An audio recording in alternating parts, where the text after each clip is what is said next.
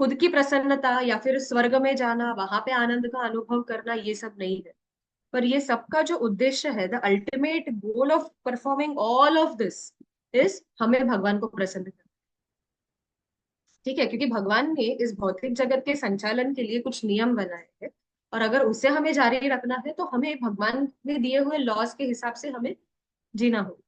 जैसे कि अगर आप सोचो, और फिर भगवान भी अपनी कृपा ऐसे लोगों को देते हैं, और जो इस नियम के बाहर विरुद्ध काम करते हैं उनको ultimately nature has its own way उन्हें दंड दे।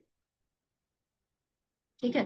तो फिर बहुत बार लोग ऐसे बोलते हैं कि अरे, भगवान तो पार्शियल है। अगर आप देखोगे शास्त्र में, आप कभी भी किधर भी पढ़ोगे, तो बहुत बार ऐसे इंस्टेंस आता है, भगवान जो है वो हमेशा देवताओं का पक्ष लेते हैं, राक्षसों को बोलते हैं ना, हराने के लिए कुछ ना कुछ वो ये करते ही रहते हैं। बराबर। तो भगवान जो है वो पार्शियल। लेकिन कृष्ण तो भगवत गीता में कहते हैं सुहृदम सर्वभूतानाम, मैं सभी लोगों का सुहृद हूँ। तो फिर ऐसे क्यों हमें ये अपैरेंट पार्शियलिटी क्यों दिखाई देती है? जैसे कि अगर कोई माता पिता है, माता पिता के दो बच्चे हैं सपोज, एक बच्चा जो है वो माता पिता की सारी बात मानता है, टाइम पे पढ़ाई करेगा, जैसे माता पिता कहेंगे वैसे करेगा। और दूसरा बच्चा जो है वो रेबिलियस है, अपनी मनमानी करेगा, अपनी मनमर्जी करेगा। तो उस बच्चे को सुधारने के लिए माता पिता उसे दंड देंगे, लेकिन इसका मतलब ये नहीं कि माता पिता उससे प्रेम नहीं करते। बराबर। अभी समझो जो अच्छा बच्चा है उसको ये दूसरा बच्चा जाके सता रहा है या फिर ये कर रहा है, तो नेचुरल है माता पिता इस बच्चे को बचाएंगे और उसको पनिश करेंगे। तो वो बच्चा क्या सोचेगा, हाँ मेरे मम्मी पापा हमेशा इसके प्रति पार्शियल और मुझे दंड देते, पर ऐसा नहीं है। करेक्ट, दोनों के प्रति प्रेम है। दंड देने के पीछे भी एक प्रेम है। क्यों? क्योंकि अगर हम पनिशमेंट देंगे तो बच्चा सुधर जाएगा।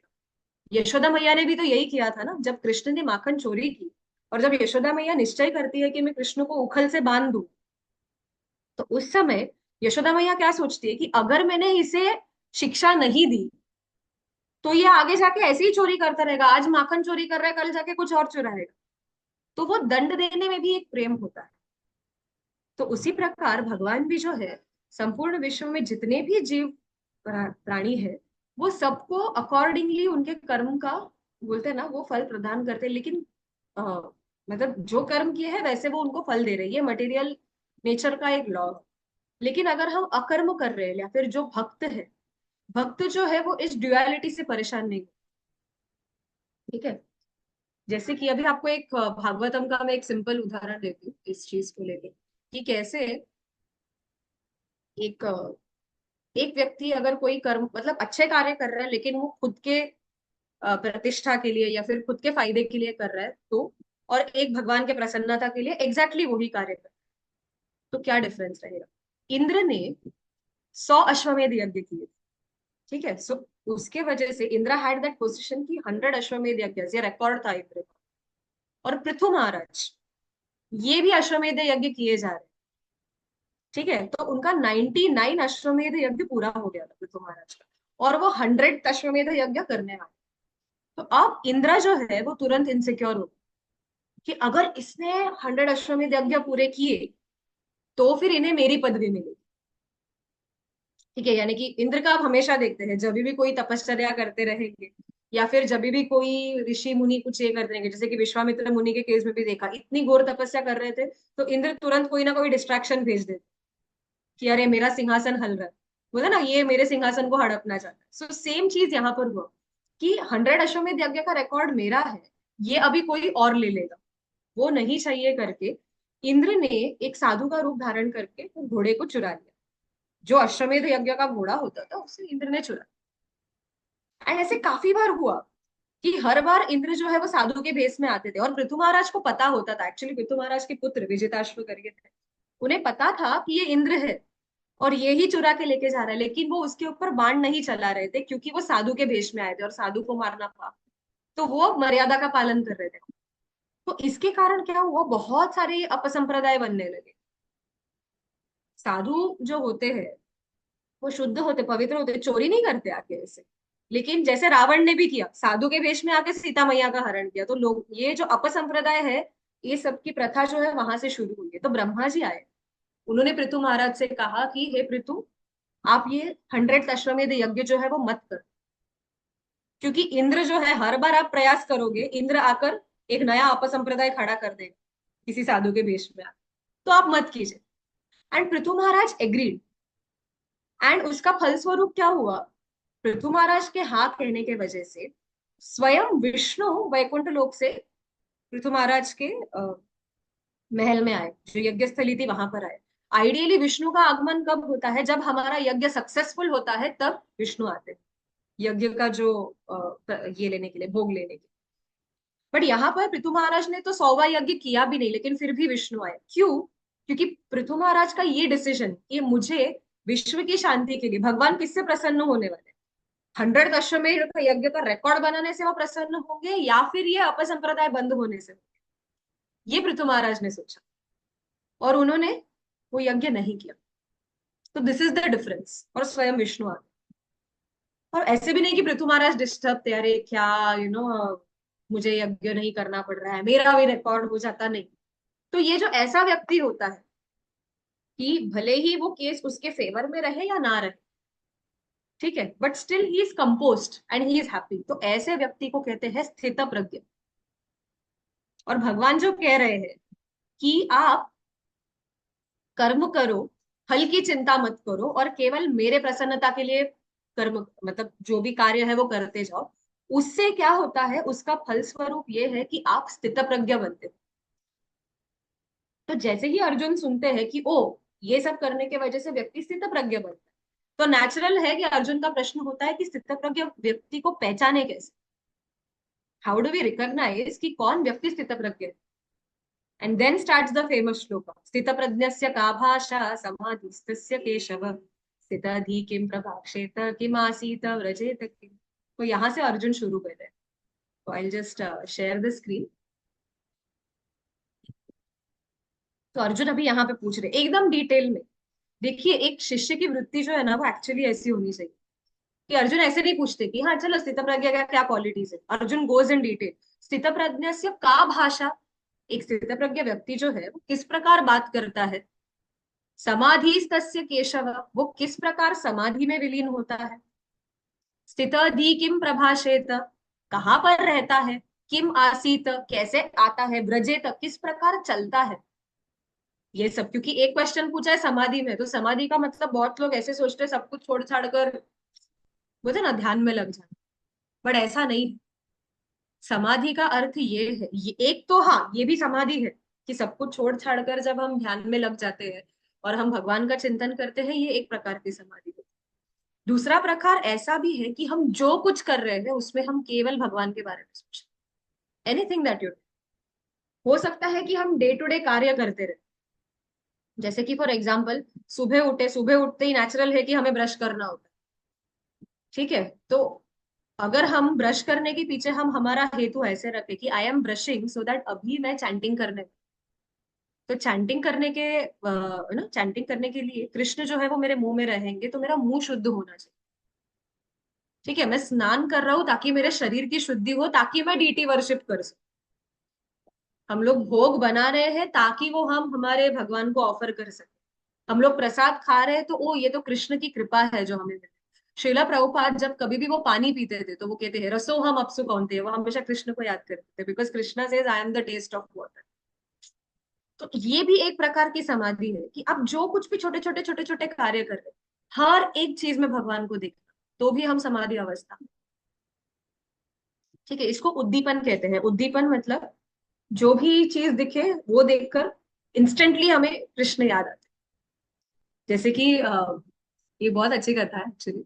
परम पूज्य राधा गोविंद महाराज एक बार यूएस गए थे, उनके किसी शिष्य के घर पे थे, और फ्रेशन अप होने के लिए वो बाथरूम गए, थोड़े फ्रेश होने। और जब वो शिष्य बाद में बाथरूम आए ये देखने के लिए कि अरे गुरु महाराज को कुछ चाहिए या फिर उन्हें किसी चीज की जरूरत है, तो उन्होंने देखा महाराज वहां पर दंडवत डाल रहे थे। एक वो बाथरूम में एक बॉक्स होता है, स्टोरेज रैक होता है, जिसमें हम अलग अलग टूथपेस्ट ये वो सब रखते हैं। तो वहां पर लिस्ट्रीन के बॉटल्स थे, जो माउथ वॉश होता है ना, लिस्ट्रीन माउथ वॉश, उसके बॉटल्स थे। एक ब्लू लिस्ट्रीन था, एक गोल्डन लिस्ट्रीन था, येलो कलर का लिस्ट्रीन। एंड उन्होंने पूछा महाराज आप बाथरूम में क्यों दंडवत डाल रहे हो और किसे डाल रहे हो? तो महाराज ने कहा, राधा गोविंद महाराज जो है वो वृंदावन में रहते हैं, तो महाराज ने उन्हें कहा कि मैं वहां पर राधा श्याम सुंदर को छोड़कर इधर आया प्रचार कार्य से, और यहाँ पर देखो राधा श्याम सुंदर है, blue is Radha Krishna and golden is Shrimati Radha रानी।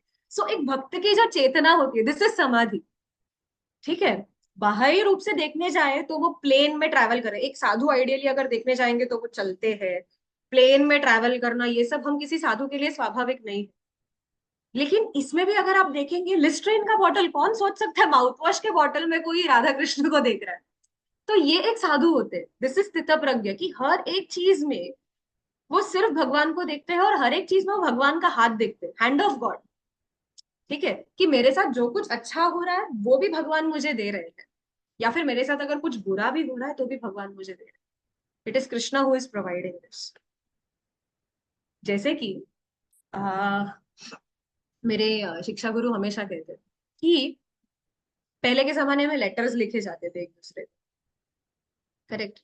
तो लेटर्स जब भी हम लिखते हैं तो बहुत बार ऐसा होता है कि लेटर जो है वो एनवेलप के अंदर एनक्लोज करके मिलता है।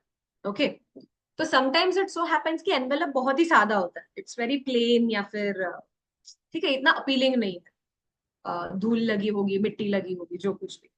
ठीक है, तो एक ये केस है। एंड दूसरा एनवेलप है जो बहुत फैंसी दिखता है, बहुत अच्छा दिखता है। अभी व्हाट मैटर्स, एनवेलप मैटर करता है या वो एनवेलप के अंदर का लेटर मैटर करता है? It is the content, correct. जो लेटर आया है, जिस व्यक्ति से आया है, वो ज्यादा मायने रखेगा, ना कि वो एनवेलप। तो उसी प्रकार हमें कभी कभी दुख के रूप में जो फटे फुटे एनवेलप है वो मिलते हैं, या फिर सुख के रूप में एकदम फैंसी एनवेलप। लेकिन हमारा जो कॉन्शियसनेस है अगर वो प्रॉपर रहेगा, अगर स्थित प्रज्ञ व्यक्ति रहेगा, वो बराबर उस लेटर को खोजेगा, ना कि एनवेलप को देख के टॉस करेगा। Because the letter, everything which happens to us is Krishna's love letter for us. जब भी कृष्ण हमें सुख देते हैं या फिर कोई भी अच्छी चीज हमारे साथ होती है, it is Krishna's way of telling us I love you so much, and this is what I am doing for you. And जब भी हमारे जीवन में कोई दुख आता है, it is Krishna's way of telling us I love you so much and I want you to come back to me. तो इस भौतिक जगत के सुख में फंसे मत रहना, वापस आ जाना। तो एक छोटा सा बोलते हैं ना, तभी एक दुख थोड़ा सा आ जाता है, बट इन बोथ केसेस भगवान जो है वो हमें प्रेम ही दे रहे हैं। और ये प्रहलाद महाराज पहचान। तो इसलिए प्रहलाद महाराज जब हिरण्यकशिपु के फुल टॉर्चर में भी जब भी थे प्रहलाद महाराज, तो उस समय भी ही वॉज वेरी कंपोज्ड। परम पूज्य राधानाथ स्वामी महाराज कहते कि हम लव स्टोरी बोलेंगे तो हम रोमियो जूलियट ये वो सब सोचते हैं, correct. Ultimately all of those were a tragedy, मतलब देखने जाएंगे तो ये भौतिक स्तर का जितना भी लव स्टोरीज है, कुछ डजेंट मैटर सो मच। ठीक है, बट ट्रू लव स्टोरी एक बहुत ही अच्छा लेक्चर है, आप सब लोग सुन सकते हो। ट्रू लव स्टोरी करके राधानाथ महाराज का ही एक लेक्चर है, जिसमें महाराज ने पूरा लेक्चर प्रहलाद महाराज और नरसिंह देव के ऊपर दिया हुआ है, कि हाँ वो प्रहलाद महाराज जो कुछ सिचुएशन में थे, वो अपना सारा प्रेम जो है, Prahlad Krishna he gives his love for the devotee through the गुरु। गुरु जो है वो हमें कृष्ण का संदेश सुनाते हैं, जो प्रेम का संदेश है, जो कृष्ण कह रहे हैं। और एक भक्त जो है, तो हमारा रोल क्या है, हम किस प्रकार कृष्ण को अपना प्रेम दिखा सकते हैं, तो गुरु की आज्ञा को मानकर। एंड प्रहलाद महाराज ने यही किया, नारद मुनि के थ्रू भगवान ने अपना प्रेम प्रहलाद महाराज के प्रति दर्शाया। एंड प्रहलाद महाराज ने नारद मुनि की आज्ञा का पालन करके थ्रू आउट हिज लाइफ, चाहे जो भी परिस्थिति हो, उन्होंने भगवान के प्रति अपना प्रेम दर्शाया। सो इसके लिए जो भी परिस्थिति थी, चाहे उन्हें आग में फेंका गया हो, या फिर ऊंची पहाड़ी के चोटी से नीचे फेंका गया हो, या फिर विष बोलते ना सांपों के बीच में रखा गया हो, खौलते हुए तेल में डाला गया हो, ही वॉज कंपोस्ट, उन्हें कभी दुख फील नहीं हुआ। जैसे कि हमने पिछले सत्र में भी चर्चा की थी कि प्रहलाद महाराज को जब भी पहाड़ से फेंका गया था, वो अपने छाती को पकड़ कर गिरे, ये सोचकर कि शरीर का जो वो हो जाए, बट मेरे अंदर ये जो परमात्मा है, जो भगवान है, उन्हें कुछ होना नहीं चाहिए। ये प्रहलाद महाराज का भाव था। ये स्थित प्रज्ञ होगा, ये समाधि अवस्था होगी बेसिकली। मतलब हम अभी जो चर्चा कर रहे हैं वो समाधि अवस्था की कर रहे हैं। तो समाधि डजेंट मीन कि हर वक्त किसी को ध्यान में लगकर रहना है, लेकिन जो हम नित्य कार्य कर रहे हैं उसमें भी जब हम भगवान के बारे में सोचते रहे, तो उसे भी समाधि अवस्था करनी चाहिए। एवरीथिंग, मतलब जो कुछ कर रहे हैं सब भगवान के लिए कर रहे हैं। और यही तो कृष्ण कह रहे हैं कर्मण्येवाधिकारस्ते। ठीक है, तो जैसे कि देखते हैं, अभी थोड़ा पीपीटी की चर्चा करेंगे। तो अर्जुन कृष्ण को 4 प्रश्न पूछता है कि एक स्थितप्रज्ञ का लक्षण क्या है, वो किस प्रकार बात करता है, वो कैसे बैठता है, कैसे चलता है। स्थितप्रज्ञ से का भाषा समाधिस्तस्य केशव, स्थितधि किम प्रभाषेत किम आसीत व्रजेत किम। ठीक है। और फिर जैसे कि देन यहाँ पर अगर देखेंगे कि स्थितप्रज्ञ, यहाँ पर अगर हम देखेंगे कि हमारी जो गुरु परंपरा है, ये पूरे के पूरे स्थितप्रज्ञ लोगों का उदाहरण है। अगर आप देखोगे, प्रभुपाद 70 ईयर्स के एज में वेस्टर्न वर्ल्ड में गए, 70 साल की उम्र में, जहां पे एक साधा बोलते हैं ना, फर्स्ट फ्लोर तक चढ़ना भी मुश्किल होता है, सीढ़ियां चढ़नी मुश्किल होती है, डे टू डे कार्य करना मुश्किल हो जाता है। ऐसे 70 साल के एज में श्रील प्रभुपाद पाश्चात्य देश में कार्गो शिप में जाते हैं। 40 दिन तक वो कार्गो शिप में रहते हैं।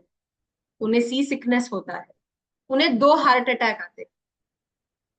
और उसमें भी वो अपने प्रार्थनाओं में क्या लिख रहे हैं, काष्टेर पुतली जता नाचाओ से, कि हे भगवान, मेरे अंदर कोई भी क्षमता नहीं है, मुझे पता नहीं कि मैं ये कार्य कैसे करूं, लेकिन मेरे गुरु महाराज ने मुझे आज्ञा दी है कि आप पाश्चात्य देश में जाकर प्रचार कीजिए। तो मुझे सिर्फ आपके हाथ की कठपुतली बनाइए, काष्ठेरा पुतली जाता नाचाओ से ही मते, आपके हिसाब से मुझे नचाइए। तो ये एक स्थितप्रज्ञ है हमारी पूरी की पूरी गुरु परंपरा। जैसे हम देख सकते हैं यहाँ पर षडगोस्वामी है। षडगोस्वामी अगर देखेंगे, वो सभी, ऑल द षडगोस्वामी बहुत ही ऊंचे पोजीशन पे थे। ठीक है। लेकिन सब कुछ छोड़कर उन्होंने अपने परिवार को छोड़ा, और सभी षडगोस्वामियों ने इतने सारे ग्रंथ लिखे, ये सब हम जैसे लोगों के लिए, ताकि हमें पता चले कि भगवान कौन है, और राधा कृष्ण को कैसे प्राप्त कर सकते हैं, क्या कर सकते हैं। और ये जो आगे हम सभी आचार्य देख रहे हैं, उन्होंने इसी परंपरा को कंटिन्यू किया। तो ये एक स्थित प्रज्ञ होता है कि उनकी वाणी जो होती है, वो हमेशा कृष्ण के बारे में बात करते हैं। वो जब भी बैठते हैं या जो कुछ करते हैं, वो सिर्फ भगवान का चिंतन करते हैं। इवन अभी वो चल रहे, जैसे कि हम देखते हैं प्रभुपाद, क्या मॉर्निंग वॉक का एग्जाम्पल हम देख रहे हैं यहाँ पे, प्रभुपाद का फोटो कि वो मॉर्निंग वॉक ले रहे थे। शिला प्रभुपाद की तबीयत जब बहुत बिगड़ गई थी, तो उस समय एक डॉक्टर आया उन्हें चेकअप करने के लिए। एंड ये डॉक्टर जो था, ये भौतिकवादी व्यक्ति था, मतलब he was an American doctor. और प्रभुपाद को चेक करके वो डॉक्टर ने कहा कि Swami ji, your disease is that you pray too much, you should go for morning walks, आपको थोड़ा वॉक कर लेना चाहिए।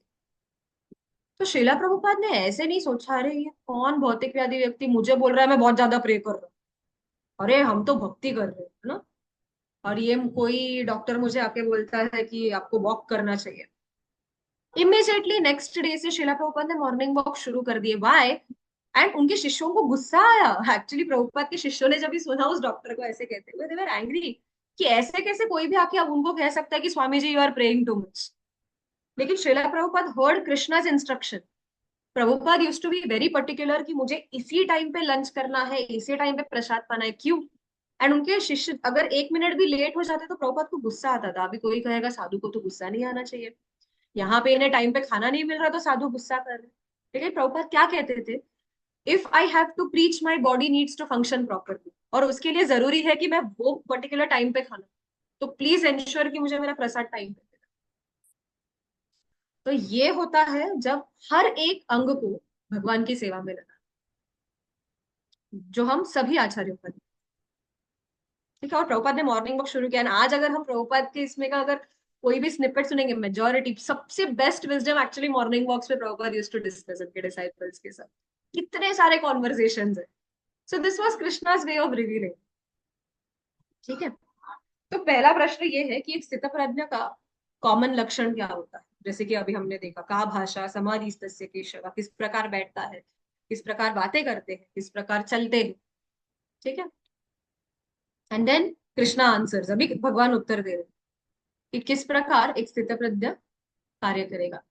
श्री भगवानुवाच प्रजहाति यथा कामान् सर्वान् पार्थ मनोगतान् आत्मन्येवात्मना तुष्ट स्थितप्रज्ञस्तदोच्यते। तो स्थितप्रज्ञ उस व्यक्ति को कहा जाएगा जो प्रजहाति यदा कामान्। ठीक है। अपने मन को वश में करके जो व्यक्ति, मन का काम है इच्छा प्रकट करना। ठीक है। जैसे कि इंद्रिय जो है वो किसी सेंस ऑब्जेक्ट पे, जैसे कि अभी समझो हम रास्ते से चल के जा रहे हैं और कहीं पे तो हमें वड़ा पाव का स्मेल आ गया, तो नाक का काम है उस स्मेल को कैप्चर करना, डिजायर क्रिएट करना, मुझे वड़ा पाव खाना है, ये मन का काम। और फिर अपने आप जीभ भी लग जाती है उसमें कि चलो क्रेविंग, मुझे चाहिए चाहिए चाहिए चाहिए। ठीक है। तो जो व्यक्ति मनोगत या फिर जो भी अपने मन के डिजायर्स को जो कंट्रोल में रखता है और स्वयं में संतुष्ट रहता है, आत्मनि एव आत्मनम तुष्ट, कि वो स्वयं के अंदर ही संतुष्ट है, तो उस व्यक्ति को स्थितप्रज्ञ तद उच्यते, उस व्यक्ति को स्थितप्रज्ञ कहा जाता है, जो स्वयं में संतुष्ट है। वो किसी एक्सटर्नल फैक्टर पे डिपेंड नहीं करता अपने संतुष्टि के लिए। ठीक है।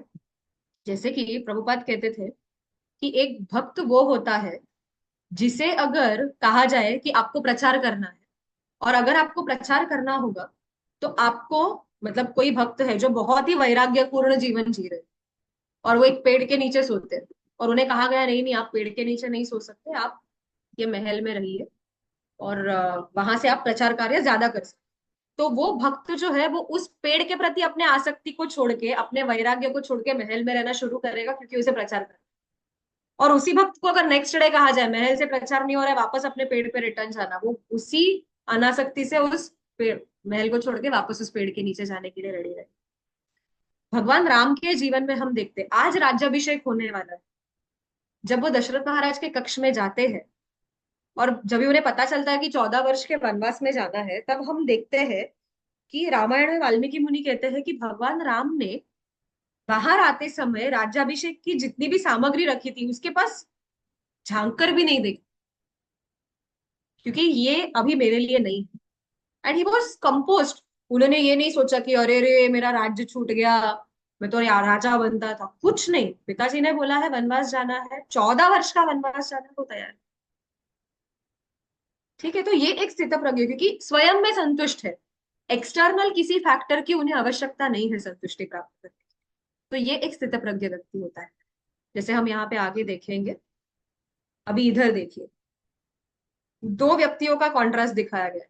एक व्यक्ति जो भौतिकवादी व्यक्ति रहेगा, उसके मन में इतनी इच्छा आकांक्षा और बोलते हैं ना डिजायर्स रहेंगे कि वो सभी व्यसन में लग जाता है। शराब पिएगा, जुआ खेलेगा, अ, फिर अवैध स्त्री संग करेगा, नशा करेगा, सिगरेट पी रहा है, इसके हाथ में सिगरेट है, भक्त के हाथ में अगरबत्ती, आप कॉन्ट्रास्ट देख सकते हैं क्या है। बराबर। जबकि भक्त जो है वो भक्ति करने में ही संतुष्ट है, तो भगवान की पूजा करना, आरती करना, जप करना, devotee is happy. And even अगर आप डे टू डे इसमें भी देखोगे, आप अपने आप को अपने फ्रेंड्स के साथ कंपेयर करो जो डिवोटीज नहीं, आप बहुत ज्यादा पीसफुल और संतुष्ट एज कंपेयर टू दोस्त जिनके पास भक्ति, मतलब उन्हें भक्ति प्राप्त नहीं। क्योंकि जब भी हम भक्ति में आते हैं हमें पता चलता है हम हायर पर्सपेक्टिव से सभी चीजों को देखते हैं। बराबर। जैसे कि हम पिछले बार भी चर्चा कर रहे थे कि we are not attach to some designations, मुझे फर्स्ट ही आना है, लोगों ने मुझे पहचानना ही चाहिए। मैं सेकंड आ गया, वाह अरे मैंने ज्यादा पढ़ाई नहीं किया, मैं पूरा टाइम भक्ति कर रहा था लेकिन मैं सेकंड आ गया, thank you Krishna. We are grateful. Correct. So Krishna ने, बोलते ना, मेरा एग्जाम पार कराया या फिर जो कुछ भी है, तो वो मिजरी जो होता है वो हम लोगों के अंदर नहीं आता, डिवोटीज में नहीं आता, कभी नहीं आता। Devotee can never be miserable, because भक्ति इज ओनली हैप्पीनेस। और जैसे हम यहाँ पे देख रहे हैं, और एक्सटर्नल फैक्टर्स अपेरेंटली लगेगा कि, बोलते हैं ना कि जैसे हम डिस्कस कर रहे थे, सुख दुख, मान अपमान और शीत उष्ण, 6 फैक्टर्स है। तो अपेरेंटली बाहर से देखकर ऐसे लग सकता है कि अरे प्रॉब्लमैटिक सिचुएशंस है, लेकिन प्रहलाद महाराज को अगर हम देखेंगे, जब हिरण्यकशिपु के राजमहल में रहकर उनके ऊपर अत्याचार हो रहे थे, और जब बाद में नरसिंह देव ने उन्हें राजा बनाया, दोनों भी टाइम वो इक्वली उतने ही संतुष्ट थे, उतने ही खुश थे। कुछ फर्क नहीं पड़ा कि अरे बाबा मैं राजा बन गया, मैं बहुत खुश हो गया। और कभी भी प्रहलाद महाराज ने ऐसे नहीं कहा कि अरे नरसिंह देव आप हो क्या नहीं हो, मेरे साथ इतना टॉर्चर हो रहा है, आ क्यों नहीं रहे मुझे बचाने। कभी नहीं। बिकॉज वो दुख उन्हें अफेक्ट ही नहीं कर रहा था, भले ही बाहरी दृष्टिकोण से उन्हें तकलीफ दी जा रही। ठीक है। और जैसे कि हम यहाँ पे देखते हैं भक्त क्यों संतुष्ट होता है, बिकॉज एक भक्त के सभी अंग जो है वो सेवा में लगे, कंप्लीटली एंगेज्ड इन सर्विस। सुबह उठते ही गुरु की सेवा होती है, मंदिर को झाड़ू मार रहे हैं, या फिर वो अपना जप कर रहे हैं, भगवान के लिए भोग बना रहे हैं, पुस्तक वितरण कर रहे हैं और प्रचार कर रहे हैं, जो कुछ पढ़ा वो सब प्रचार कर रहे हैं। तो पूरे दिन में टाइम कहाँ। प्रभुपाद जी ने हमारे सबके लिए सबसे बेस्ट, बोलते हैं ना, मॉर्निंग प्रोग्राम से लेके शाम तक ऐसे शेड्यूल बनाया है कि कोई भक्त चाहकर भी, बोलते हैं ना, कि इधर उधर बाहर नहीं जा सकते थे, ऐसे प्रभुपाद ने शेड्यूल बना के रखा। सुबह 4 बजे उठना है, स्नान करना है, मंगल आरती में कंपलसरी आना है, जैसे ही मंगल आरती हो जाएगी फिर चैंटिंग करना है, फिर श्रृंगार आरती होगी, फिर गुरु पूजा होगी, फिर भागवतम होगा, फिर प्रसाद होगा, फिर बुक डिस्ट्रीब्यूशन के लिए जाते थे, पूरा बुक डिस्ट्रीब्यूशन करके वापस आते थे, फिर थोड़ी कथा होती थी, फिर कीर्तन होता था, फिर प्रसाद होता था, और इतने थक गए रहते थे कि सो जाते थे। वापस नेक्स्ट डे वही शुरू। तो माया के लिए टाइम ही कहा। There was no time for Maya. तो ये भी एक प्रकार की समाधि है, क्योंकि भले ही हम रेगुलर कार्य कर रहे हैं, लेकिन ये सभी चीज भगवान की संतुष्टि के लिए। ठीक है। तो पहला लक्षण ये है कि इंद्र तृप्ति और भौतिक इच्छाओं को वो त्याग देगा।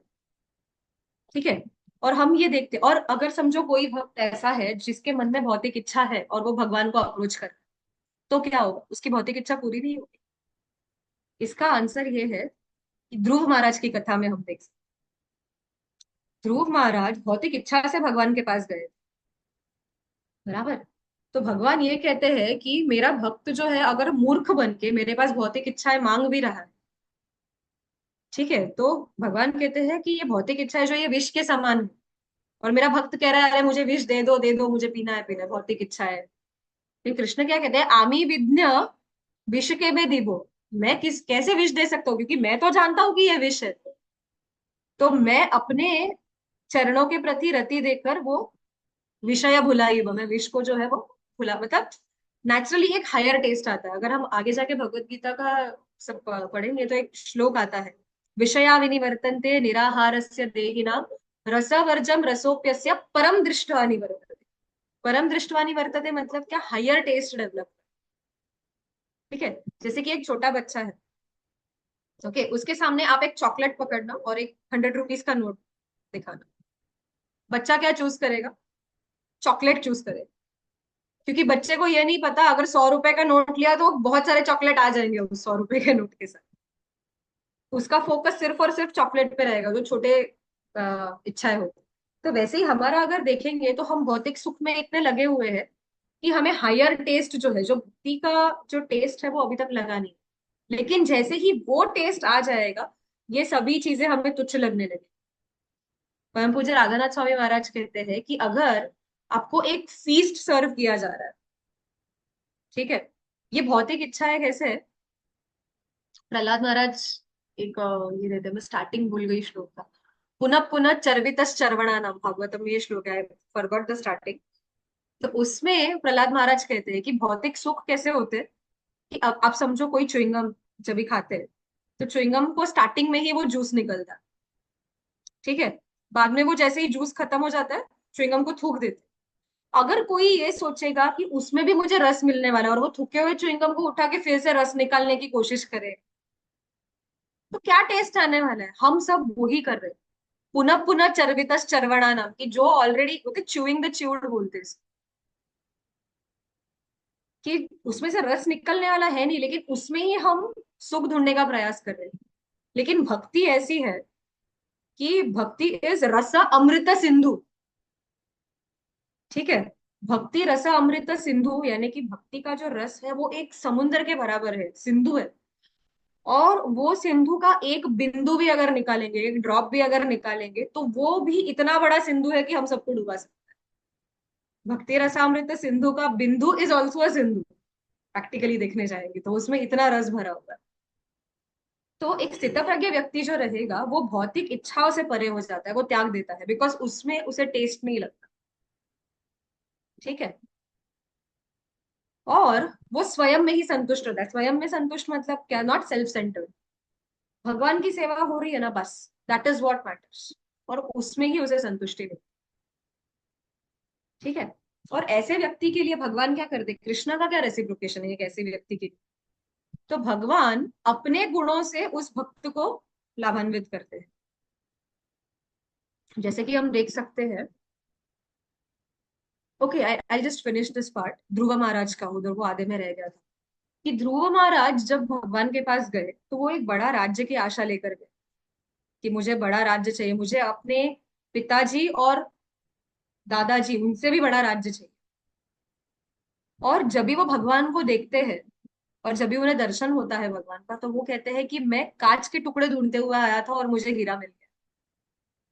बराबर। तो इस प्रकार भगवान जो है ये सभी भौतिक इच्छाओं को नष्ट कर देते, लेकिन फिर भी उन्हें राज्य दिया, उन्हें ध्रुव लोक दे दिया। क्योंकि अगर भगवान ध्रुव महाराज को ध्रुव लोक नहीं देते तो हम लोग जब स्टोरी पढ़ते थे हम सोचते थे अरे इधर जाके कुछ मिलेगा नहीं, तो जाते ही नहीं है। तो इसके लिए भगवान ने वो भी अरेंजमेंट कर दिया कि उन्हें ध्रुव लोक भी दे दिया, लेकिन साथ ही में वो विरक्ति भी दे दी कि वो अपने पोजीशन से आ सकते नहीं। तो ये भगवान करते हैं। तो यहाँ पर भगवान अपने गुण विशेष से भक्त को लाभान्वित करते हैं। ठीक है। और थोड़ा सा हम लोग ये पॉइंट डिस्कस करेंगे और आगे बढ़ेंगे। और कृष्ण जो है, the benefit of offering everything to Krishna is, Krishna हमारे कार्य में विशेष इंटरेस्ट लेते, विशेष एकदम वो होते ना कि वो खुद आकर हमारे कार्यों को देखते। जैसे कि गजेंद्र ने जब कृष्ण को पुकारा, ठीक है, आपने वो सुना रहेगा, वो बहुत प्रसिद्ध भजन है, हे गोविंद हे गोपाल, हे गोविंद राखो शरण अब तो जीवन हारे। ठीक है। तो सूरदास जी उसमें लिखते हैं कि जब ही कृष्ण ने गजेंद्र की पुकार सुनी, ठीक है, कि नीर पीवा न हेतु गयो सिंधु के किनारे, कि मैं पानी पीने के लिए नदी के किनारे गया था, लेकिन सिंधु बीच वसत ग्राह, एक मगरमच्छ जो था वो उस पानी में रह रहा था, चरण धरी पछाड़े, उसने मेरा पैर को पकड़कर वो मुझे घसीट रहा है अभी पानी। ठीक है। और देन क्या, there is one more line कि नाक कान डूबा न लागे, मैं फर्स्ट लाइन भूल गई, नाक कान डूबा न लागे कृष्ण को पुकारे, कि गजेंद्र के नाक कान अब जब डूबने लगे थे तब अल्टीमेटली उन्होंने कृष्ण को बुलाया। और फिर तब कृष्ण का क्या रिस्पॉन्स थे, द्वारका में शब्द भयो शोर भयो भारी, कि द्वारका में जब ये शब्द पहुंचा कि गजेंद्र मुझे बुला रहा है, तो गजेंद्र क्या, गजेंद्र तो एक व्यक्ति भी नहीं है, वो तो एक हाथी थे। आप सोचो। और कृष्ण का रिस्पॉन्स क्या था, द्वारका में शब्द भयो शोर भयो अति भारी, शंख चक्र गदा पद्म गरुड़ त्यजी सिधारे, कि भगवान शंख चक्र गदा पद्म सब कुछ छोड़कर, गरुड़ को भी छोड़कर वो भागने लगे। ऐसे शास्त्रों में वर्णन आता है कि भगवान गरुड़ पर बैठे और गजेंद्र के लिए जाने लगे, गजेंद्र को बचाने। लेकिन उन्हें लगा कि अरे गरुड़ का स्पीड भी बहुत स्लो है, गरुड़ टाइम पर नहीं पहुंच पाएगा। आप सोचिए गरुड़ जी का स्पीड। तो भगवान उतर गए, गरुड़ जी को एक हाथ से उठा लिया और खुद भागने लगे गजेंद्र को बचाने के। अगर भगवान अगर चाहते थे तो वो किसी भी अपने अनुयायी को भेज सकते थे, अरे जाओ उस हाथी को बचा दो। लेकिन ऐसे नहीं हुआ, कृष्ण स्वयं भागे गजेंद्र के पीछे। आप अर्जुन के केस में भी देखिए, खुद सारथी बने हैं अर्जुन के, अर्जुन की लात खा रहे अपनी पीठ पर। बराबर। प्रहलाद महाराज को बचाने के लिए भगवान नहीं थे, लेकिन भगवान के रूप में उनका नाम था हर समय जो प्रहलाद महाराज की रक्षा कर रहे। जब जब भक्तों ने पुकारा है तो भगवान स्वयं चाहते। तो ये एक बेनिफिट है जब हम भगवान के लिए कार्य करते हैं, कि Krishna himself takes interest and अपने भक्तों के ऊपर हमेशा उनकी करुणामय दृष्टि होती है, एंड भगवान जीवन में व्यक्तिगत रुचि लेते। जैसे कि युधिष्ठिर महाराज के इसमें भी अगर आप देखोगे, भागवतम में बहुत सुंदर श्लोक आता है, सारथ्य पार्षद सेवन सख्य दौत्य वीरासनानुगमन स्तवन प्रणामान स्निग्धेषु पाण्डुषु जगत् प्रणतिं च विष्णोर भक्तिम करोति नृपतिश्चरणारविंदे।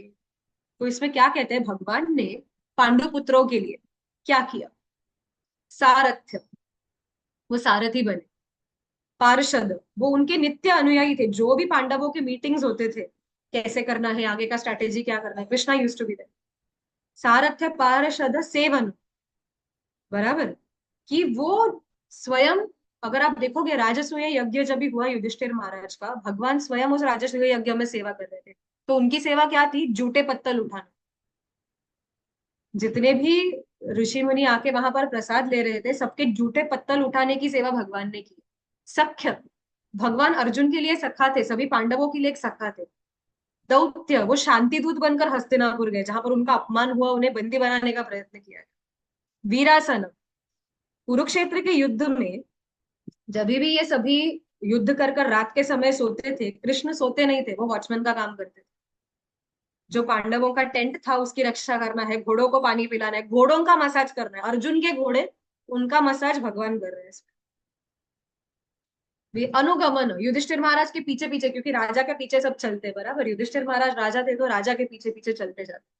अनुगमन, स्तवन, और कैसे चल रहे थे इसका भी डिटेल वर्णन, कैसे चलते थे, पानी का ये पकड़कर, होते ना, राजा को अगर प्यास लगेगी तो पानी पिलाना है, तो वाटर जग लेके कृष्ण युधिष्ठिर महाराज के पीछे चलते थे, बाबा पानी लगेगी तो लगेगा तो उन्हें देना चाहिए। अनुगमन, स्तवन, युधिष्ठिर महाराज का स्तवन करते थे, क्योंकि वो बड़े भाई हैं। नाते में अगर देखने जाएंगे युधिष्ठिर बड़े हैं कृष्ण से। प्रणामन, वो भीम और युधिष्ठिर महाराज को प्रणाम करते थे। पर ऐसे सब क्यों किया भगवान ने, जो अनंत कोटि ब्रह्मांड नायक है, वो इन 5 पांडवों के लिए इतना सब क्यों कर रहे हैं? क्योंकि अभी थर्ड वर्स में आता है, सारथ्य पार्षद सेवन सख्य दौत्य वीरासनानुगमन स्तवन प्रणामान स्निग्धेषु पांडुषु जगत प्रणतिम च विष्णु। स्निग्धेषु पांडुषु, स्निग्ध मतलब क्या, मेलिएबल। आप लोग ने फिजिक्स में पढ़ा रहेगा, मेलिएबल मतलब जो आराम से बेंड होता है आसानी से, उसको मेलिएबल कहते हैं। तो ये पांडव जो थे वो भगवान कृष्ण के इच्छा के अनुसार मेलिएबल थे, जैसे कृष्ण बोलेंगे वैसे करना है। कृष्ण ने जब भी अर्जुन को कहा बाण चलाओ कर्ण के ऊपर, अर्जुन ने ये नहीं पूछा अरे क्यों करना है, क्या करना है, वो रथ के नीचे चला दिया बाण। युधिष्ठिर महाराज को जब कहा कि आप बोलो अश्वत्थामा हत इति नरोवा कुंजरोवा, बोल दिया उन्होंने। ही डिड नॉट क्वेश्चन कि अरे ऐसे क्यों करना है, तुम तो भगवान हो, पक्का मुझे धर्म का ही करने बोल रहे हो ना, क्योंकि अगर आप देखने जाओगे प्रैक्टिकली ये सब जो है बाहरी दृष्टिकोण से ये आधर्मिक तरीका था, लेकिन उन्होंने किया। सो स्निग्धेशु पांडुषु, बिकॉज ये जितने भी पांडव थे दे वर मेलिएबल टू कृष्णाज विशेस, जैसे भगवान की इच्छा होती थी वैसे वो कार्य करते। और इसके लिए ऐसे भक्तों के भगवान जो है वो अपने आप को बेच देते हैं, ऐसे भक्तों। ठीक है, तो यहाँ पर हम देख सकते हैं रामानुजाचार्य ने त्रिगद्यम लिखा हुआ है, उसका ये सेकंड पार्ट है, श्रीरंगा गद्यम। तो उसमें सॉरी, उसमें वो भगवान के कुछ क्वालिटीज लिख रहे हैं। सौशील्य वात्सल्य मार्दवार्जम मार्दवार्जव सौहार्द साम्य कारुण्य माधुर्य गांभीर्य औदार्य चातुर्य स्थैर्य, ये सेल्फ एक्सप्लेनेटरी टर्म्स है, अगर आप देखोगे। सुशील रहना, वात्सल्य रहना, प्रेम रहना किसी के प्रति, या फिर मार्दव means I don't remember the meaning. सौहार्द यानी कि सबका सौहृद रहना। सौम्य, साम्य मतलब सबके प्रति इक्वालिटी। कारुण्य, हमेशा करुणा दर्शाना। माधुर्य, बहुत ही मधुर। गांभीर्य, गंभीर रहते हैं हमेशा। औदार्य, दे आर वेरी कंपैशनेट। ये सभी जो है ये भगवान के क्वालिटीज है। लेकिन एक भक्त जो होता है उसमें अपने आप भगवान के ये सारी क्वालिटीज दिखने लगते हैं ऑटोमेटिकली। अब देखो, जो भी भक्त वगैरह रहेंगे वो एकदम ऐसे एफल्जेंट रहते हैं, तेजस्वी रहते हैं, बहुत ही तेजस्वी ओजस्वी होते हैं। भले ही रंग रूप में भी हो सकता है कि वो सांवले रहे, काले रहे, लेकिन दिखने में बहुत बड़े सुंदर होते हैं। कोई भी आप डिवोटी ऐसे बोल नहीं सकते कि ये कुरूप है, क्योंकि वो जो तेज आता है वो भक्ति के कारण आता है, वो कृष्ण के कारण आता है। ऑटोमेटिकली सभी भगवान के जो अच्छे गुण है, वैराग्य है, वात्सल्य है, वो सबके प्रति करुणा दिखाते हैं। ठीक है, ऐसे नहीं कि इंसान के प्रति करुणा दिखाओ जानवरों को मारो, घर में अगर मच्छर भी रहेगा तो मारने के बजाय उसे बाहर, बोलते ना, बाहर फेंकेंगे, ऐसे कुछ करेंगे। तो ये जो करुणा है ये सभी भगवान के क्वालिटीज है, वो अपने आप भक्त में आने जाते हैं, तो भगवान ये प्रदान करते हैं। क्योंकि अच्छे गुण जो भी आ रहे हैं वो भगवान से ही आ रहे हैं, हम अपने आप में अच्छे गुण कल्टीवेट नहीं कर सकते, हमारे अंदर वो कैपेसिटी नहीं, क्योंकि इतनी अनर्थ भरे हैं। तो ये भगवान की एक करुणा है। देन यहाँ पर देखिए, निष्काम कर्म योग और शुद्ध भक्ति में क्या डिफरेंस, ये इधर हाईलाइट किया हुआ है। प्रहलाद महाराज की जो भक्ति थी वो शुद्ध भक्ति थी, क्योंकि उनके मन में कोई अपेक्षा नहीं थी कि भगवान मुझे बचाएंगे या फिर मेरी रक्षा करेंगे या कुछ। ध्रुव महाराज इनिशियल स्टेज में उनके मन में एक इच्छा थी कि मुझे आसक्ति थी कि मुझे राज्य प्राप्त करना है, इसके लिए वो वन में चले गए। लेकिन बाद में ध्रुव महाराज का जब शुद्धिकरण हुआ, ही स्टार्टेड रिपेंटिंग कि मेरी बुद्धि भ्रष्ट हो गई थी कि मैं ये राज्य मांगने के लिए चला गया, क्योंकि अभी मुझे 60,000 साल यहाँ पर राज्य करना पड़े। जो राज्य मांगने के लिए गए थे वो राज्य उन्हें नहीं चाहिए था अल्टीमेटली, जब उन्होंने भगवान को प्राप्त कर लिया। तो भगवान एक व्यक्ति को निष्काम कर्मयोग से शुद्ध भक्ति के लेवल पर ऐसे लेके आते हैं इस प्रकार से। ठीक है, तो ये है। और फिर यहाँ पर देखते हैं कि भक्तों के ऊपर विशेष कृपा। यहाँ पर हम ये जो फोटो देख रहे हैं ये बिल्वमंगल ठाकुर का फोटो।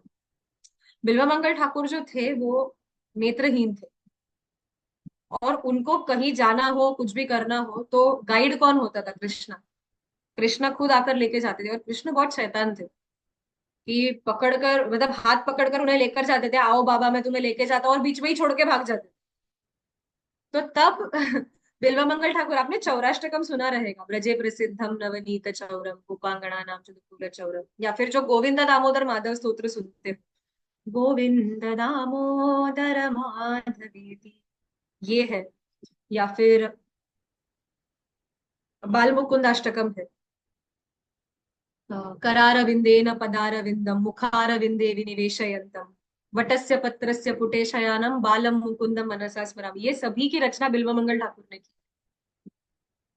और ये बिल्वमंगल ठाकुर जो है, कृष्ण जो है वो उनको पर्सनल गाइड लेकर जाते थे, उनके लिए खाना लेकर आते थे, प्रसाद लेकर आते थे उनके लिए। तो इस प्रकार अपने भक्तों के ऊपर जो है भगवान की बहुत विशेष कृपा होती। ठीक है, ये एक है। देन अपने भक्तों पर हमेशा करुणामय दृष्टि, जैसे हमने गजेंद्र की चर्चा की, बराबर। कृष्णा ऑलवेज हैज, मतलब ना कि हमेशा वो अपने भक्त के हित के बारे में सोचेंगे, एंड विशेष करुणा भक्तों के लिए होती। जैसे कि कृष्ण बोलते हैं कि समोहम सर्वभूतेषु, कि मैं सभी जीवों के प्रति आई एम इक्वल, लेकिन भक्त के प्रति थोड़ा एक्स्ट्रा प्रेम। ठीक है, थोड़ा extra Prem in the sense कैसे, उसको वापस लाने के लिए वो थोड़ा ज्यादा कष्ट देंगे। अगर आप देखोगे भक्त के जीवन में, आप किसी भी भक्त का जीवन ऐसे नहीं सुनोगे कि एकदम सुखी थे, आराम से थे, बैठकर भजन कर रहे थे। कितने कष्ट आए उनके जीवन में। भगवान इतने सारे कष्ट देते हैं लेकिन साथ में उससे बाहर भी निकालते हैं। क्यों? ताकि भक्त की दृढ़ता और बढ़ जाए और वो भक्त जल्दी से जल्दी भगवान के पास आए। ये भगवान का तरीका है भक्त को जल्दी वापस लाने का। एक स्टोरी है, मतलब कि एक व्यक्ति, एक भक्त होते हैं, नहीं भक्त नहीं बोल सकते, एक व्यक्ति होते हैं उनका, वो अपना शरीर छोड़कर भगवान के पास जब जाते हैं, और तब कैसे होता है, मृत्यु के समय अब हमारा पूरा जीवन हमें दिखाई देता है। It just flashes like a film. तो ये व्यक्ति देखता है मृत्यु के समय कि इसको जो फिल्म दिखाई दे रही है, तो जिधर जिधर सुख का ये था, मतलब ना सुखी पल थे जीवन के, वहां पे दो सेट ऑफ फुटप्रिंट्स होते हैं, दो पैरों के निशान होते हैं। अगर पूरा ऐसा मूवी दिख रहा है तो दो दो पैरों के निशान, दो, एक खुद के एक भगवान के, ऐसे। और जिधर जिधर दुख का समय था वहां पर सिर्फ एक ही फुटप्रिंट का निशान था, मतलब एक ही पैरों का सेट है, दूसरा वाला गायब है। तो जब ये व्यक्ति भगवान के पास गया, उसने कहा कि अरे कैसे भगवान हो आप, मैंने पूरे जीवन भर आपकी भक्ति की, जब जब सुख था आप मेरे साथ थे, दो दो पैरों के निशान मुझे दिखाई दे रहे, और जब जब दुख आया भाग गए, मैं अकेला जूझता रहा, मेरे अकेले के पैरों के निशान है। तो भगवान ने कहा किसने कहा तुमको वो तुम्हारे पैरों के निशान है? वो मेरे पैरों के निशान है। जो एक सेट दिख रहा था फुटप्रिंट्स का, वो मेरे पैरों के निशान है, क्योंकि जब जब दुख आया मैंने तुम्हें उठा लिया था, तो तुम्हारे पैर नहीं दिख रहे वहां, मैं था। सो दिस इज कृष्णाज मर्सी, कि दुख आएगा, भगवान की भक्ति करने का अर्थ ये नहीं है कि दुख नहीं आने वाला, दुख आने वाला है, लेकिन भगवान की कृपा की दृष्टि हमेशा रहेगी। जैसे पांडवों के जीवन में कितना दुख आया, एक के पीछे एक के पीछे एक कंटिन्यूअस, लेकिन हर एक में से वो बाहर निकले, क्योंकि भगवान उनके साथ थे। इसके लिए तो कुंती महारानी प्रार्थना करती है कि जब दुख का समय था तब आप हमारे साथ थे, और अब जब सुख का समय आ गया तो आप जा रहे हो, तो इसके लिए मेरे जीवन में कंटिन्यूअस दुख आते रहने दीजिए, क्योंकि ये प्रूफ है जब जब दुख होता है तब आप हमारे साथ। तो ये भगवान की करुणामय दृष्टि है। एंड लास्ट में कि भगवान अपने भक्त के इसमें विशेष रुचि रखते हैं, जैसे कि गजेंद्र को देख, बराबर, गजेंद्र के इसमें हम देख सकते हैं कि भगवान स्वयं आए और गजेंद्र का उद्धार किया। अब दूसरा प्रश्न कि एक स्थितप्रज्ञ व्यक्ति किस प्रकार बोलता है? दुखेषु अनुद्विग्नमना सुखेषु विगत स्पृहा वीतराग भयक्रोध स्थित धीर मुनिरुच्यते। तो अभी अब भगवान यहाँ पर कह रहे हैं दुखेषु अनुद्विग्नमना, कि जब भी दुख का समय आता है तो एक स्थित प्रज्ञ का मन विचलित नहीं हो, जैसे कि हम प्रहलाद महाराज की चर्चा कर रहे थे, क्लासिकल एग्जाम। और उसके पहले भी हमने एक बार जड़ भरत की चर्चा की थी कि किस प्रकार उनके जीवन में सब कुछ आया, शीत उष्ण सुख दुख मान अपमान सब कुछ था। तो दुखेशु अनद्विग्नमना, मन विचलित नहीं होगा। सुखेशु विगत स्पृहा, सुख को लेके वो आसक्त नहीं होता कि अरे मेरे जीवन में सुख आ गया। वीतरागा भय क्रोध, ये जितने भी है, गुस्सा है या फिर डर है, ये सबके परे है, ये ऐसे सभी इमोशंस जो है वो निकल गए हैं इससे। इस व्यक्ति को स्थित प्रज्ञ कहते हैं, स्थित धीर मुनिरुच्च। ये ऐसा व्यक्ति जो है वो स्थित प्रज्ञ। क्योंकि ये सब इमोशंस कब आएगा, डर लगना, डर कभी लगता है जब इनसिक्योरिटी होगी, अरे मेरे जीवन में दुख आया तो, कुछ प्रॉब्लम आ गया तो, वो इनसिक्योरिटी है। गुस्सा कब आएगा, अगर मेरे मन में कोई इच्छा है और अगर वो इच्छा पूरी नहीं हुई तो मुझे गुस्सा आ जाएगा। बराबर। राग, राग मतलब आसक्ति होना किसी चीज के प्रति, उसे राग कहते हैं। तो ये सभी चीज तब होते हैं जब एक व्यक्ति इच्छाओं के अधीन हो जाता है। लेकिन जब वो इच्छाओं से परे होता है तो ये सब सिम्टम्स है, दुखेशु अनुद्विग्नमना सुखेशु विगत स्पृहा वीतराग भय क्रोध स्थित धीर मुनिरुच्यते। ये सभी त्रिविध दुखों से वो बाहर है, जैसे प्रहलाद महाराज का हम यहाँ पर उदाहरण देते हैं। दोनों केसेस में ही वॉज इक्वली हैप्पी। ठीक है। और अब एक स्थितधि मुनि की परिभाषा क्या है, वो स्थिर मन का ऋषि है, वो हमेशा कृष्ण भावनामृत में रहता है। और जितने भी रचनात्मक अटकलें हैं, यानी कि जो भी भौतिक कार्यकलाप है, वो सब उसके समाप्त हो गए, कोई इच्छाएं नहीं रखती। ठीक है। तो ये एक स्थित, या ये एक बहुत अच्छा एग्जाम्पल है, कछुआ और भक्त। ठीक है। एक कछुए को अगर आप देखोगे, अभी आप यहाँ पर देखिए, हनुमान जी ने गुस्से को भी भगवान की सेवा में लगा। बराबर। क्रोध के कारण उन्होंने पूरी लंका को जला दिया, लेकिन वो भगवान की सेवा। तो जो भी बोलते हैं ना, जैसे कि जितने भी षड्रिपु है, जो हम कहते हैं काम क्रोध लोभ मोह मद मत्सर, एक मत्सर को छोड़कर बाकी सब हम भगवान की सेवा में लगा सकते हैं, क्योंकि ईर्ष्या के लिए भक्ति में कोई स्थान नहीं। लेकिन काम, काम मतलब क्या, मुझे ये चाहिए वो चाहिए, इच्छाएं रखना। तो वैसे भगवान की भक्ति में किस प्रकार काम को लगा सकते हैं, अरे मुझे ये सेवा भी चाहिए, मुझे वो सेवा भी चाहिए, मुझे वो सेवा भी चाहिए, है ना। ये सोचना कि मुझे कीर्तन भी करने की सेवा चाहिए, मुझे हार बनाने की सेवा भी चाहिए, मुझे प्रसाद बनाने की सेवा भी चाहिए। तो ये एक काम हो गया। या फिर जो भी चीज हम खरीद रहे हैं, मतलब अभी हम जाएंगे शॉपिंग के लिए, इयररिंग्स दिख गए, ओ मैं गोपाल जी के लिए ये खरीद सकती हूँ, ये अच्छा दिखेगा, कोई अच्छा कपड़ा दिख गया, ओ ये मेरे गोपाल जी पे अच्छा दिखेगा, आई कैन टेक। ये काम है कि हमें वही चीजें अच्छी लग रही है, लेकिन हम भगवान की सेवा में लगा रहे हैं। क्रोध, जैसे हनुमान जी ने किया, गुस्सा आया लेकिन उसे यूज किया भगवान की सेवा, लंका को जला दिया, लंका का जो मेजर फोर्टिफिकेशन था सब तोड़ डाला। तो रावण का डिफेंस बहुत कुछ कम हो गया बिकॉज हनुमान जी ने लंका को जला दिया था। क्रोध, लोभ, लोभ मतलब ग्रीड, मुझे चाहिए चाहिए चाहिए ना, I want this I want this I want that. तो ये जो लोभ है, एक्सेसिव लोभ। तो ग्रीड किस में रहना चाहिए, कृष्ण कथा के मामले में, और बताओ और बताओ और सुनाओ और सुनाओ कृष्ण कथा, और सेवा दो और सेवा दो और चैंटिंग करना, ये लोभ।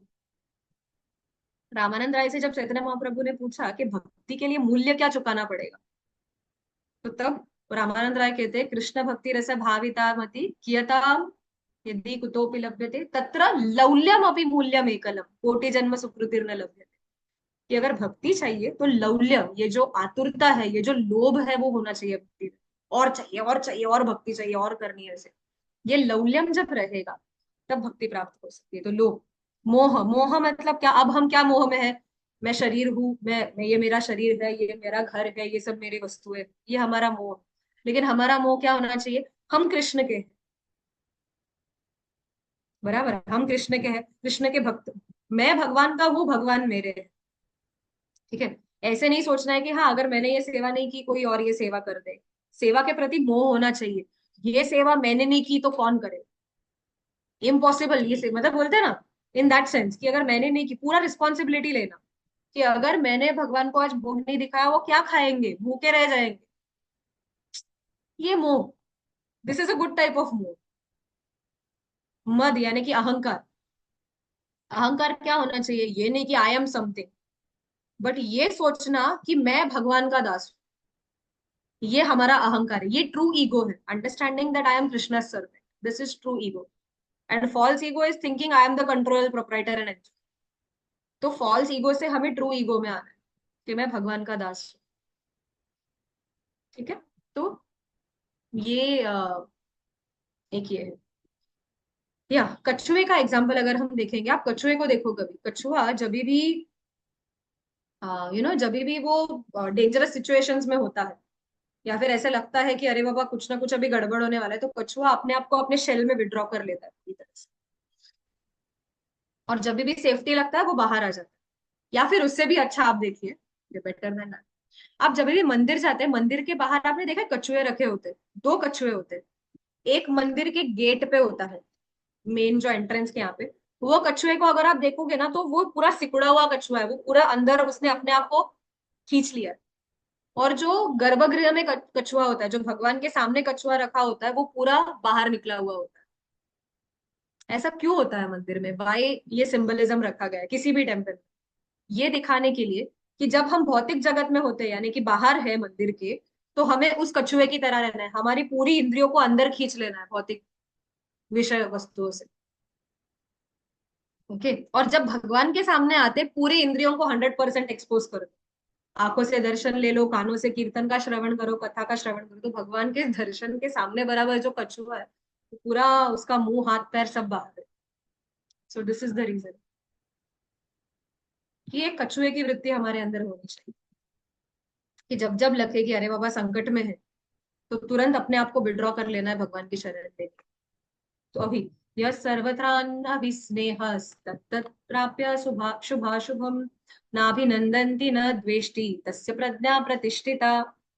कि ये जो व्यक्ति है, न अभिनंदनती न द्वेष्टि, ये किसी को अभिनंदन भी नहीं करेगा या फिर किसी के प्रति द्वेष भी नहीं रखेगा, यानी कि सभी के प्रति एक समान भावना रहे।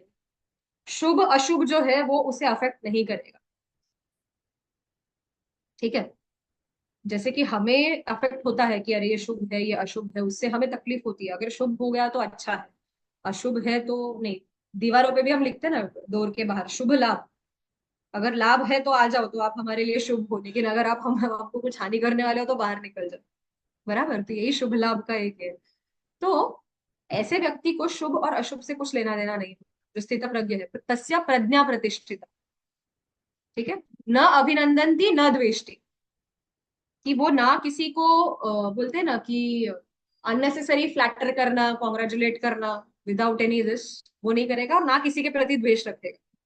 सबके प्रति एक समान भावना होती है इस व्यक्ति, या आ गया यहाँ पे कुछ होगा एग्जाम, जैसे हम देख सकते हैं। करेक्ट।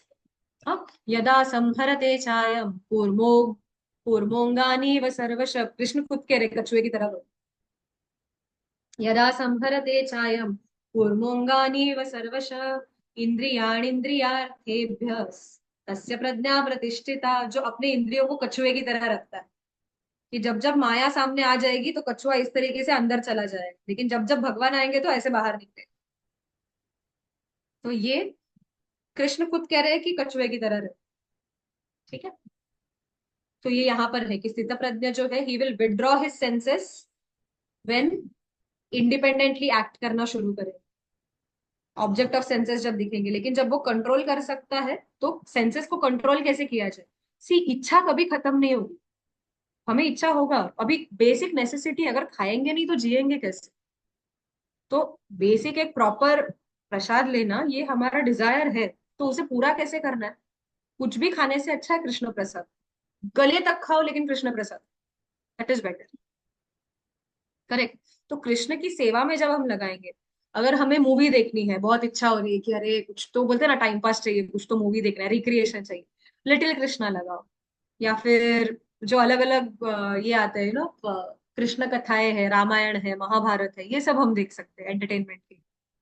या फिर ड्रामास है, आरजी मीडिया अगर आप जाओगे, कितने सारे इस्कॉन चौपाटी के ड्रामास है, अलग अलग बहुत अच्छे अच्छे ड्रामास है, वो देख सकते हैं फॉर एंटरटेनमेंट। या फिर अगर हमें डांस करने का मन करे, तो कीर्तन पे डांस कर सकते हैं।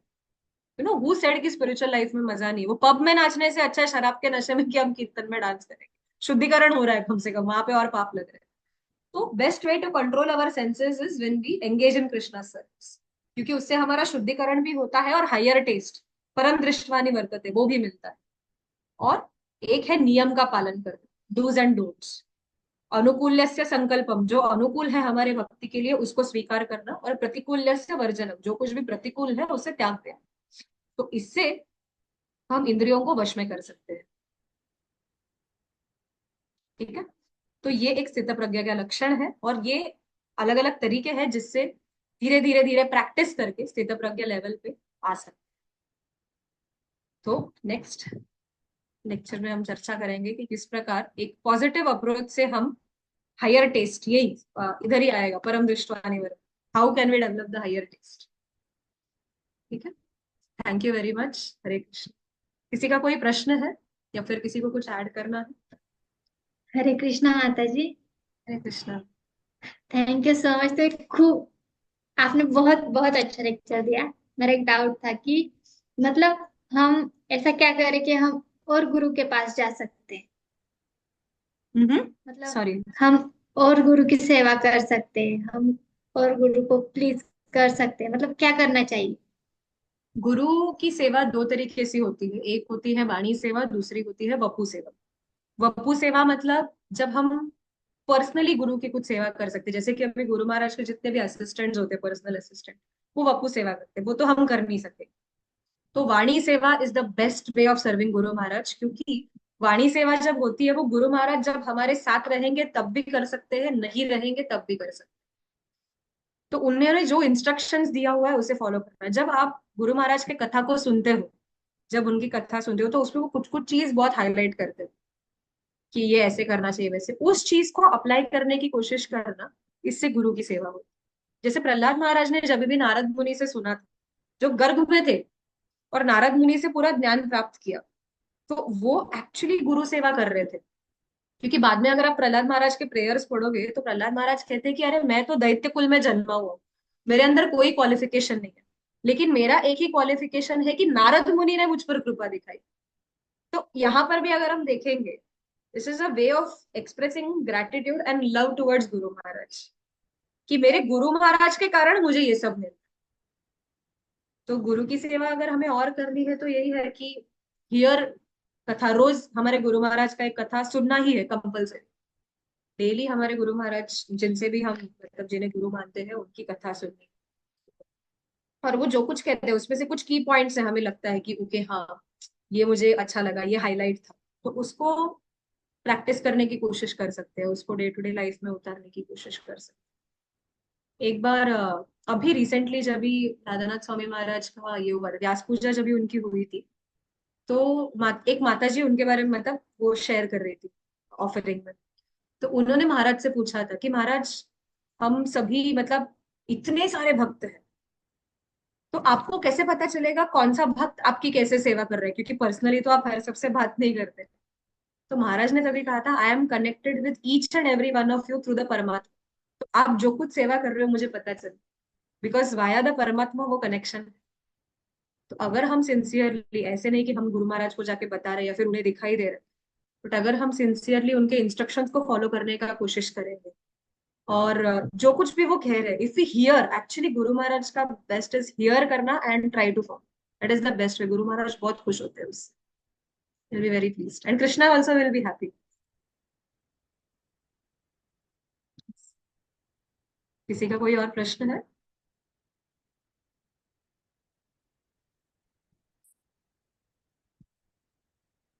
Okay. तो हम यहीं पे will and here, next Saturday. Hare Krishna. Hare Krishna. Hare Krishna.